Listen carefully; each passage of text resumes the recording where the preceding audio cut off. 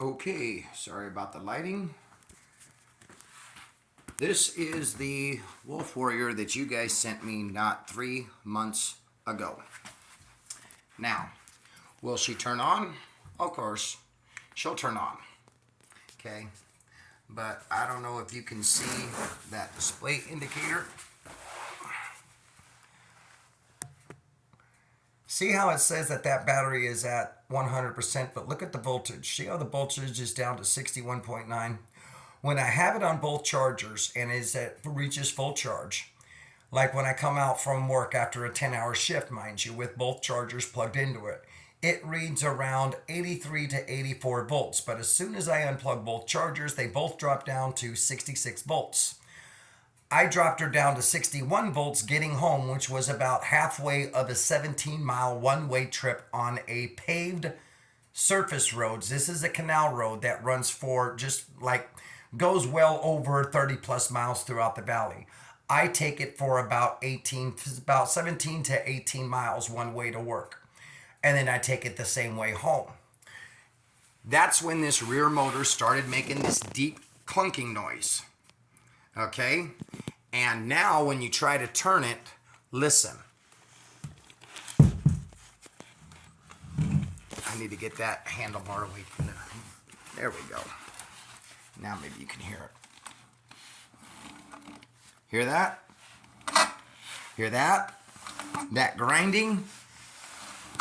Something has come loose and is grinding inside that motor. It's just locked up. And if you try to power it, it doesn't even move. And I have it in both modes. That's in Eco. And then if I drop it again down into Turbo, the front motor runs just fine. There's nothing wrong with the front motor whatsoever. She runs the way she's supposed to. Okay? This one does not. So she's going to need a new rear motor at least. But the other problem is my side lights don't work. The one on this side barely kind of flickers on and off. It comes on when it wants to. It goes off when it wants. See what I mean? This one stopped working altogether. That is a major safety issue when it is darker than a well digger's ass out here in Arizona. We live in the desert. There are no city lights out there along that canal road. It is completely dark as a desert night is going to be. The lighting on this thing is wonderful. My headlights work great. My 2 front LEDs never stopped working. So I see light in front of me. But what about other drivers when I do enter the roadways? Okay, what about the javelina that love to cross that canal road and this thing comes whisking past them? If they can see this thing coming, they will run away from me. But if I startle them, well, it can be a real bad situation for both of us.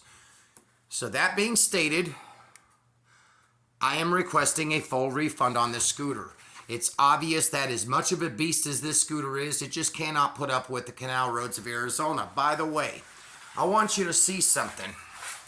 Whoever built this scooter couldn't even make the time to make sure he put his decals on straight or without the air bubble on the side of them. Okay?